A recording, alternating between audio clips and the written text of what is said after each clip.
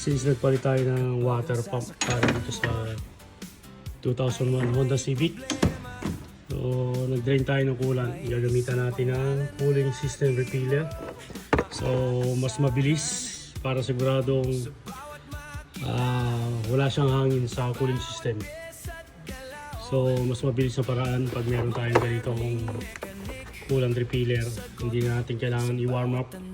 Hindi na natin kailangan paandarin yung fan ng 2 beses. Gamit tayo ng adapter.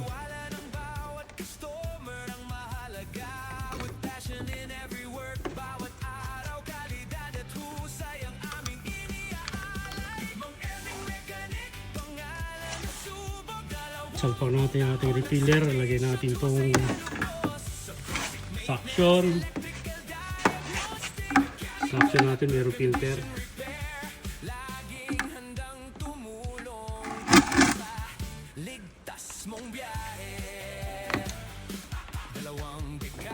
Okay, ito ang ating drain.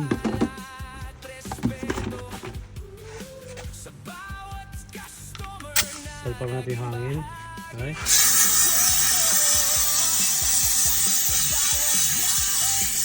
Medyo natin yung pressure hanggang nakita natin itong hose.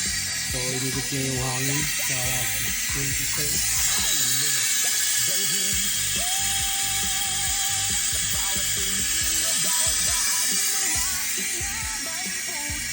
Ito po tumigil yung pressure yung hangin dyan.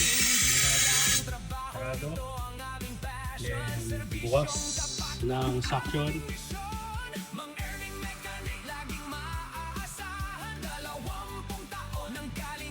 Ibig siya ng coolant.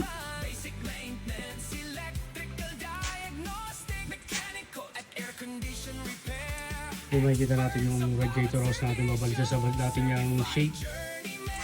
Kaya gawin ko yung needle.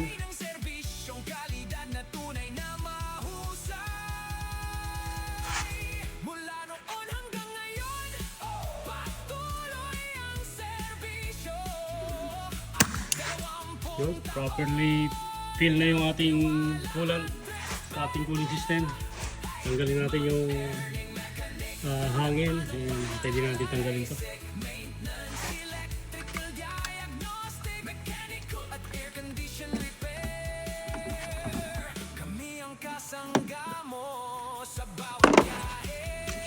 Then tapak na natin konti.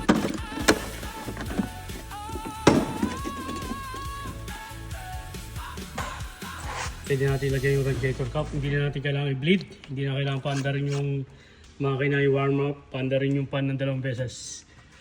Okay, so na-bleed na natin yan.